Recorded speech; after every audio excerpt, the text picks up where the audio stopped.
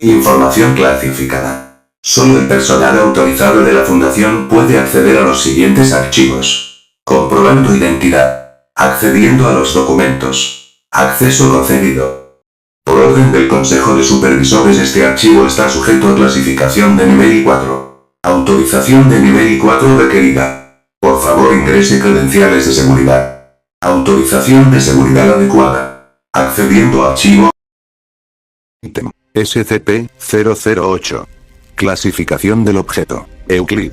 Procedimientos especiales de contención. Las muestras biológicas de SCP-008 son consideradas como biopeligro extremo de clase 5, y se aplicarán todos los protocolos relacionados. Las medidas de irradiación o incineración serán aplicadas en caso de que por acciones políticas o militares las instalaciones deban ser desmanteladas, en caso de fallo de energía, o de supresión de las comunicaciones de los operativos o canales exteriores durante cualquier período de 8 horas. El período de cuarentena para los operativos que abandonen las instalaciones es de 4 meses. Si se produce una brecha, se aplicarán las medidas de irradiación e incineración. Será una política para todos los emplazamientos G2 el no preparar medidas de evacuación. Descripción. SCP-008 es un prión complejo, cuyas muestras se almacenan en cada uno de los emplazamientos G2 conocidos. Las investigaciones sobre SCP-008 son altamente clasificadas y orientadas a prevenir el desarrollo que pueda llevar a la síntesis de SCP-008 en un futuro.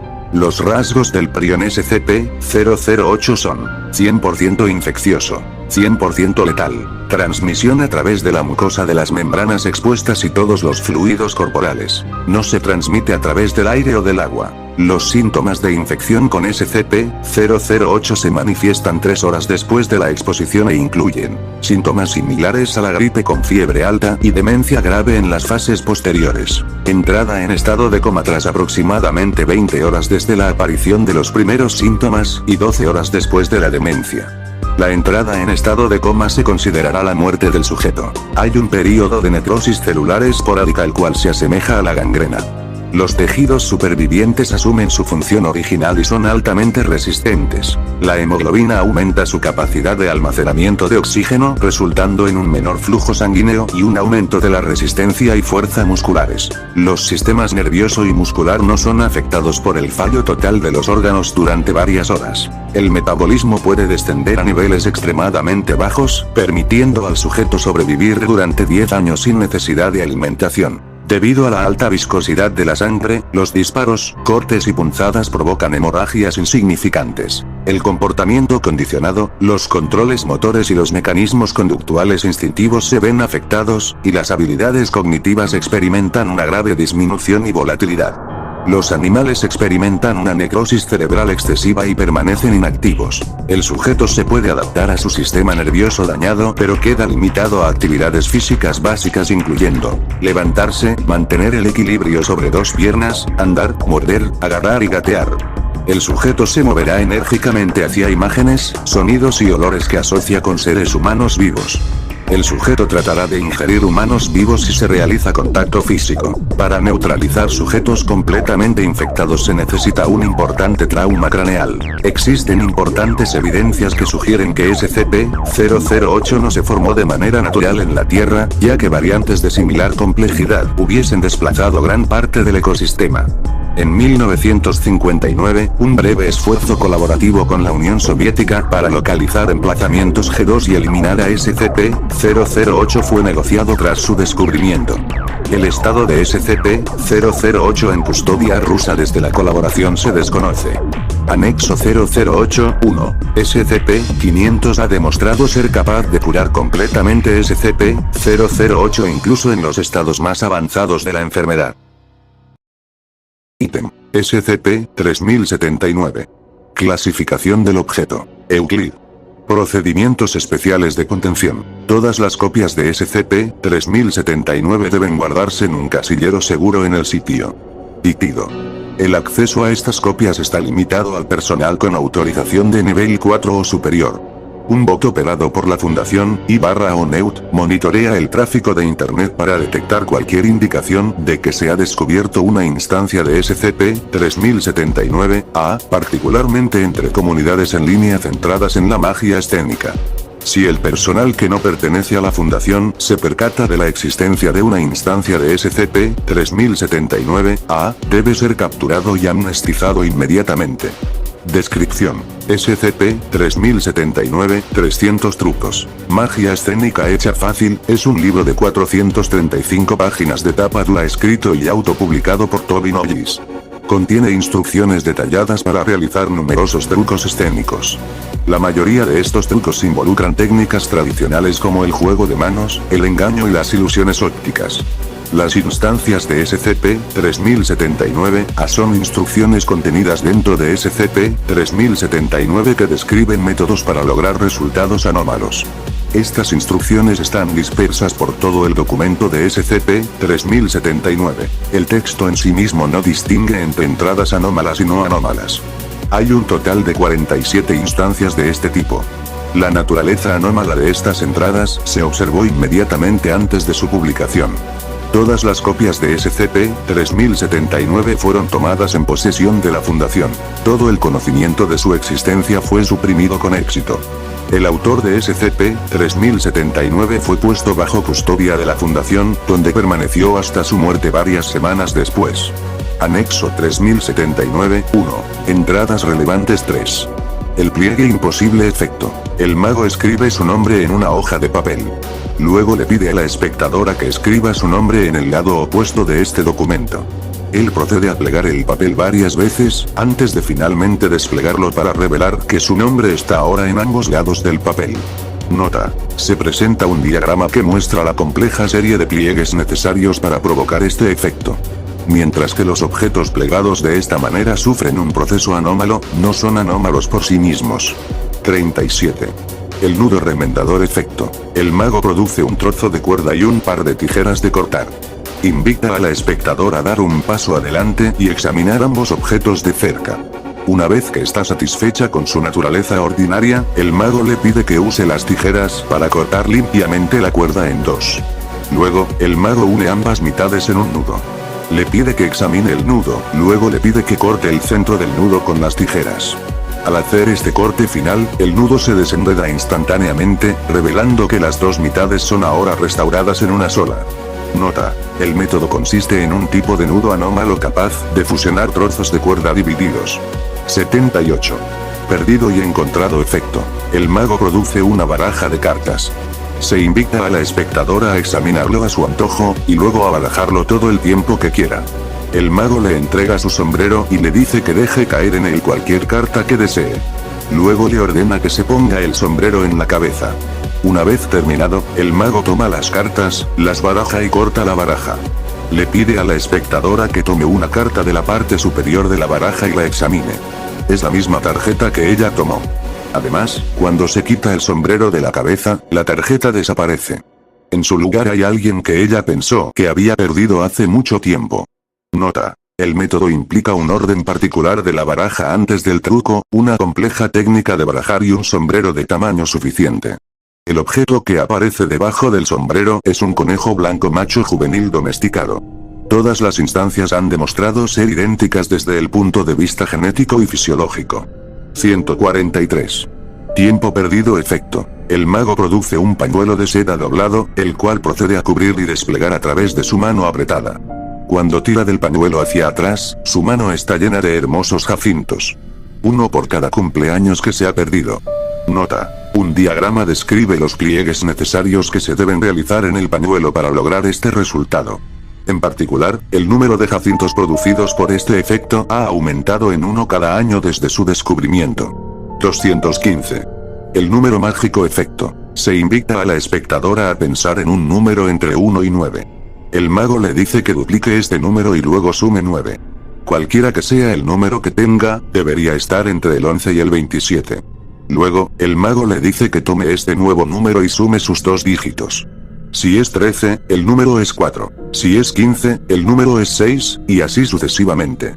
El mago entonces revela que él sabe qué número tiene ahora: 11. Desde entonces, ella habrá crecido mucho. Nota: el método consiste en un conjunto preciso de frases que el participante debe oír y comprender. Las pruebas han demostrado que cuando se realiza correctamente, el participante siempre terminará con 11, a pesar de que este resultado es matemáticamente imposible. 301. Su truco final efecto. El mago despilfarra el poco dinero que le queda para publicar un libro antes de que sea demasiado tarde.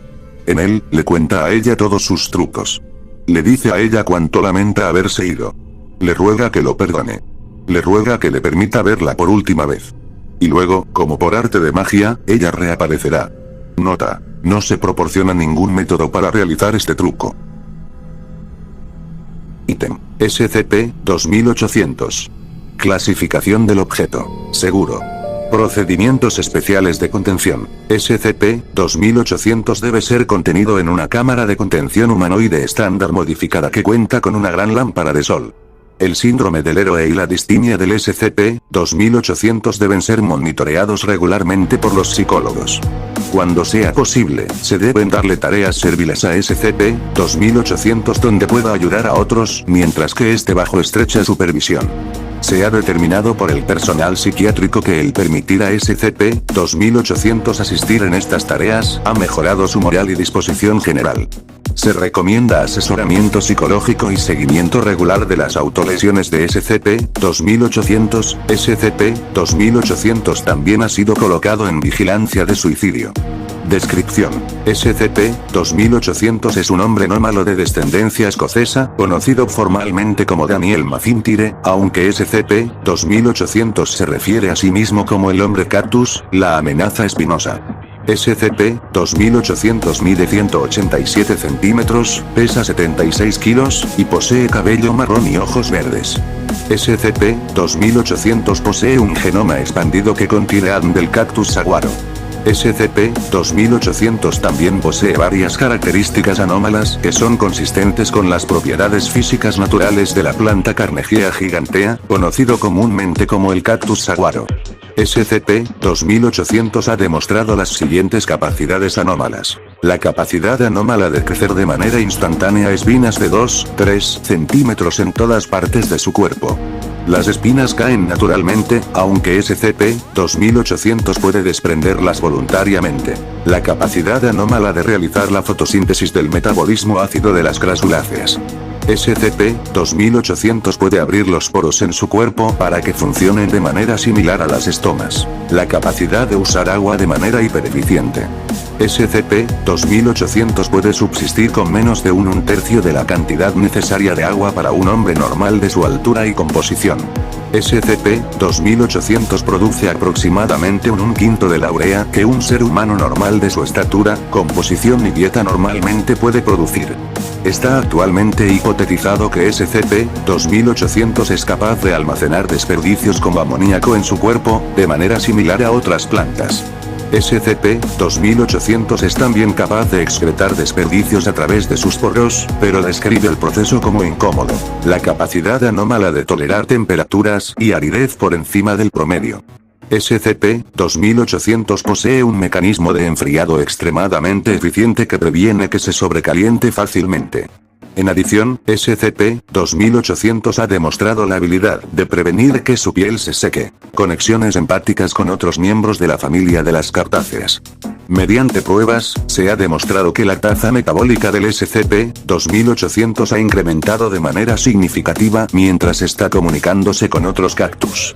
Dichos cactus se han observado incrementar la absorción de agua y nutrientes del suelo en el que están plantados mientras que SCP-2800 se comunica con ellos. SCP-2800 ha sido capaz de comunicarse con SCP-3388 sin un móvil y con SCP-2497 sin el código de luz estándar. SCP-2800 ha sido diagnosticado con varios desórdenes mentales, incluyendo distimia, depresión crónica y síndrome del héroe. SCP-2800 expresa un extremo deseo de asistir a otros, e intervenir en situaciones, incluso si es incapaz de ofrecer cualquier forma de asistencia en dichas situaciones. Se cree que la incapacidad de SCP-2800 de asistir a otros en varias situaciones ha sido la causa de su distimia. SCP-2800 ha expresado frustración debido a su incapacidad autopercibida para proporcionar una función útil a los demás, y ha intentado autoherirse en el pasado. SCP-2800 fue capturado por la Fundación mientras que la organización intentaba localizar y contener un objeto SCP alterador de la realidad que había roto contención. SCP-2800 se encontró intentando asaltar a dicho objeto SCP, aunque resultó muy inefectivo. Después de que se resolvió la brecha de contención, la Fundación convenció a SCP-2800 en ser contenido. SCP-2800 se le ha proporcionado un montón de cactus de maceta, después de que la solicitud de ello fuera aprobada por el personal psiquiátrico, con el objetivo de mejorar la moral de SCP-2800. Se han propuesto nuevas pruebas cruzadas de SCP-2800 con otras anomalías captáceas, como SCP-1277, SCP-1478 y SCP-822, que actualmente están pendientes de aprobación. Entrevista 2801. Entrevistador: Dr. Luez. Entrevistado: SCP-2800. Buenos días, SCP-2800. ¿Cómo estás hoy? Hola Doc. Estoy muy bien. Tuve un muy agradable sol hoy, me siento con mucha energía. El hombre cactus está listo para enfrentar el crimen. Solo tienes que apuntarme a los criminales, jaja. Es muy bueno escuchar esto. En ese tema, me gustaría hacerte algunas preguntas, si no te molesta. Seguro, adelante. Los pequeños compañeros se estaban aburriendo de todas maneras. ¿Cómo adquiriste tus habilidades, y cuáles fueron las circunstancias que rodearon el uso de ellas, antes de tu relocalización en la Fundación? Para ser honesto, Doc, no lo sé. Desperté un día, y boom, poderes de cactus. Pensé que podría usarlos para el bien, ¿verdad? Siempre crecí leyendo un montón de historietas. Siempre he amado a los X-Men cuando era niño, entonces pensé que era uno de ellos. Pensé que era el chico más suertudo del mundo, terminar teniendo superpoderes. No todos los niños desean poder ser superhéroes. ¿Había otro tipo de motivación? Bueno, para ser honesto. Fui molestado mucho cuando era niño. Un montón de bravucones me daban una paliza todo el tiempo. Simplemente quería devolverlo, ¿sabes? Prestar mi ayuda cuando la necesitan. Yo no quería que lo que me pasaba a mí le pasara a alguien más. ¿Y qué te llevó a tu estado actual? Sí. Salí allá afuera, y me llamé a mí mismo el hombre cactus. La amenaza espinosa. Tiene un muy buen tono, ¿no lo crees? Me tomó un tiempo para que ocurriera. Decidí salir de ahí y mostrarle al mundo cómo se veía un superhéroe. Aunque mi primera misión no salió bien. ¿Qué pasó en tu primera misión? Traficantes de drogas, hombre. Golpeé a uno en la cara y le dejé algunas espinas ahí. Me sentí muy bien conmigo mismo hasta que su compañero me devolvió el golpe. Me dieron una paliza, hasta que los policías aparecieron. Estaba en el hospital por un tiempo, hasta que volví a las calles de nuevo, para patrullar el crimen. Tenía que demostrar que el hombre cactus no se dejaría derrotar por criminales de poca monta, ¿verdad? ¿Y qué pasó después? Intenté hacerlo mejor. Patrullé algunos callejones oscuros después de trabajo. Algunas veces, tenía suerte, y veía pasar algunas situaciones. Sin embargo, yo no era de mucha ayuda. ¿Puedes explicar con detalle? Casi todas las veces que iba a enfrentar el crimen, recibía una paliza de los matones que yo trataba de detener. Claro, les daba unos buenos golpes y les dejaba algunas espinas, y quizás algunas contusiones aquí o allá, pero no era nada más. Tenían cuchillos y sus cosas también. Yo no tenía nada de esas cosas. ¿Qué tipo de héroe utiliza un cuchillo? Tenía que dejarles un buen mensaje a los niños, ¿verdad? Los superhéroes tienen que ser buenos modelos para los niños. Claro.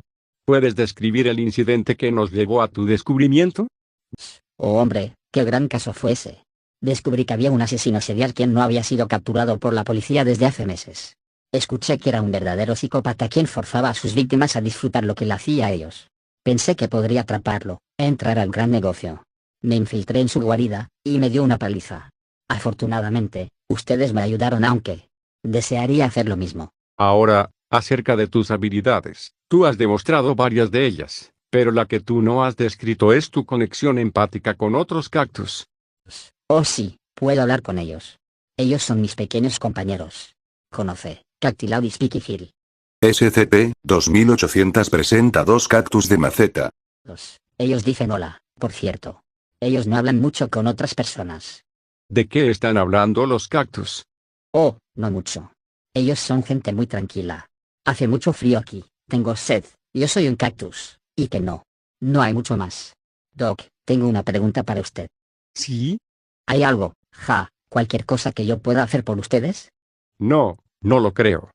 SCP-2800 parece decepcionado. Bueno. Háganmelo saber, ¿está bien? El hombre cactus siempre está listo para pelear contra el mal, ¿sabes? Yo estoy seguro que te haremos saber si viene algo que requiera de tus talentos. Reporte de incidente 2801. Mientras se buscaba las filmaciones de las cámaras de vigilancia de los lugares donde SCP-2800 ha afirmado estar, se encontró una filmación de las cámaras de vigilancia en un metro a altas horas de la noche, involucrando a SCP-2800. Lo siguiente es la transcripción del evento. Una mujer y un niño son vistos esperando en una estación del metro. Un hombre utilizando un pasamontañas aparece detrás de un pilar de apoyo, y se acerca al par mientras blandea un cuchillo. La mujer y el niño comienzan a alejarse, pero son detenidos por la pared detrás de ellos. El niño se aferra a la mujer. El hombre comienza a hacer gestos con el cuchillo. La mujer comienza a abrir su bolso. SCP-2800 entra en escena, detrás del hombre enmascarado. SCP-2800 procede a caminar hacia el hombre enmascarado, y lo golpea en la espalda baja y el pecho. El hombre retrocede en dolor, y es visto que SCP-2800 ha dejado varias espinas en la espalda del hombre enmascarado. SCP-2800 procede a atar las manos del hombre. Se ve a la mujer estrechando la mano SCP-2800 vigorosamente, y lo abraza. SCP-2800 se arrodilla en el suelo. El niño se ve abrazando a SCP-2800. SCP-2800 parece estar emocional. La mujer hace una llamada. Se ve al niño sacar un pedazo de papel, y escribir algo en este.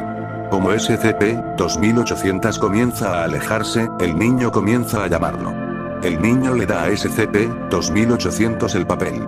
SCP-2800 escribe algo en el papel, y lo devuelve al chico. Poco después, los oficiales llegan a la escena. Ítem. SCP-983. Clasificación del objeto. Seguro. Procedimientos especiales de contención. SCP-983 es completamente seguro siempre y cuando los técnicos que lo manejen lo hagan en cualquier día que no sea su cumpleaños. En caso de que SCP-983 sea presentado o manipulado por cualquier persona en su cumpleaños, deberá seguir inmediatamente las pautas de canto contenidas en el kit de emergencia 135R ubicado al lado de la puerta de la cámara de contención de SCP-983. En caso de que el individuo seleccionado no cumpla con los requisitos de la canción, sus restos serán eliminados a través de métodos estándar. En caso de que el individuo seleccionado cumpla con los requisitos de la canción, se recopilarán los siguientes datos: edad, color de caramelo obtenido, precisión de canto obtenida por el mejor criterio de los presentes, y el número de versos que pasaron antes de la aceptación por SCP-983. Ningún caramelo obtenido de SCP-983 debe ser consumido por ningún miembro del personal sin procedimientos de contención aprobados por los miembros del personal superior y renuncias escritas presentadas y selladas por el consumidor. Este requisito se exime en el caso de las pruebas de los caramelos con el personal de clase D. Descripción: SCP-983 es un mono mecánico de época con una fecha descolorida situada en la parte inferior del pie izquierdo, situando su fabricación en algún momento de la década de 1940 por una persona o empresa desconocida. El mono está vestido con los restos de lo que solía ser un chaleco de diseño popular para los directores de circo. En la mano izquierda del mono, hay una campana de bronce ligeramente empañada. En la mano derecha, el mono sostiene una pequeña varilla de bronce aturdidora. El mono es capaz de emitir voz y sonido, aunque el examen del objeto no ha revelado costuras, tornillos o aberturas que indiquen un método de desmontaje. SCP-983 es completamente inofensivo e inerte en la mayoría de las circunstancias, y puede ser manejado sin precauciones especiales, siempre y cuando el usuario no esté experimentando el período de 24 horas considerado como el aniversario de su nacimiento. Una vez que SCP-983 entre en contacto físico con un individuo en su cumpleaños, cobrará vida y hará una voltereta hacia atrás antes de elevar su campana y cantar una sencilla canción. Ring ding ding ding ding es tu cumpleaños. Este único verso será seguido por el mono golpeando su campana produciendo un tono que varía en timbre desde bastante alto a bastante bajo. El canto de SCP-983 también variaba ligeramente en timbre, pero mantenía un tono muy emocionado y alegre. SCP-983 cantará esta canción una vez cada 3 o 4 segundos, haciendo una pausa solo para tocar la campana, hasta que el nuevo dueño haya muerto o haya cumplido con los requisitos de la canción, que hasta ahora no son entendidos del todo, pero se cree que están basados en la sincronización de la canción, junto con SCP-983. Cada verso cantado por SCP-983 parece envejecer al dueño del artículo, por lo que se estima en un año. Cantando junto con SCP-983, el dueño puede desactivar el mono que, una vez hecho con éxito, resulta en una declaración triunfante de cumpleaños de SCP-983, momento en el que tocará la campana una vez y producirá un único caramelo al estilo gominola. El método de cantar junto con SCP-983 tiene un impacto directo en el color del caramelo y los efectos secundarios de su consumo. Los grupos de prueba encargados de seguir el documento 135R al pie de la letra han comprobado que un canto perfecto da como resultado la producción de caramelos cristalinos con cualidades ligeramente luminiscentes. Una canción casi perfecta produce el mismo caramelo sin la luminiscencia. Estos dos tipos de caramelos han sido verificados como restauradores de cualquier edad perdida por el consumidor debido a la canción de SCP-983. Sin embargo, el caramelo luminiscente también puede otorgar tiempo adicional y juventud, aunque hasta ahora esta teoría no ha sido probada debido a la baja tasa de producción de este caramelo. Debido a las inconsistencias en posición, tono, comportamiento y enfoque al tratar de igualar la canción de SCP-983, se ha producido una amplia variedad de dulces. Bajo ninguna circunstancia se permite el consumo de los caramelos negros, aunque otros colores pueden ser consumidos en espera de la aprobación previa y los sistemas de contención. La activación inicial de SCP-983 se produjo en un entorno altamente descontrolado, por lo que la adaptación es el mejor registro disponible del incidente. Pruebas posteriores de interés en ambientes más controlados se han adjuntado a este documento, así como los efectos de los caramelos para esos experimentos. Primera activación de SCP-983. SCP-983 fue comprado a un mercadillo local destinado a ser un regalo para un admirador de los monos como una broma. El vendedor del mono advirtió al comprador que solo debía ser visto y nunca tocado por nadie el día de su nacimiento, pero no pudo dar razones exactas de por qué, afirmando que era una advertencia transmitida a ellos que estuviese bien vigilado y podría haber sido leyenda gitana o alguna otra. En el cumpleaños del nuevo dueño de SCP-983, el regalo fue desenvuelto y el mono fue entregado. En ese momento se puso a cantar. Los compañeros de trabajo que acudieron a la fiesta de cumpleaños de su compañero de trabajo se divirtieron, al igual que el destinatario al comienzo. Sin embargo, los testigos afirman que el destinatario se agitó más y más mientras más tiempo cantaba el mono. Después de aproximadamente 10 versos, el destinatario intentó encontrar la manera de apagar el dispositivo, sin éxito. Los asistentes afirman que en ese momento varias personas notaron trazos plateados en el cabello del destinatario. Después de aproximadamente 8 a 10 versos más de SCP-983, las canas eran bastante pronunciadas, al igual que los signos de arrugas o estrés en la cara del receptor. 5 versos después, el destinatario puso al mono a descansar y se quejó de no tener la fuerza para lidiar con este disparate, suplicando que alguien lo apagara. Sin darse cuenta que SCP-983 era un objeto potencialmente peligroso, hubo pánico y pereza en las reacciones del personal asistente, lo que llevó a SCP-983 a ser capaz de completar lo que solo se puede estimar en 30 o quizás 40 versos más antes de que un equipo de contención pudiera llegar al lugar de la fiesta. En este punto, el destinatario había fallecido hace mucho tiempo debido al envejecimiento, dejando solo un armazón esquelético que permanecía en su silla con la piel pegada a ella.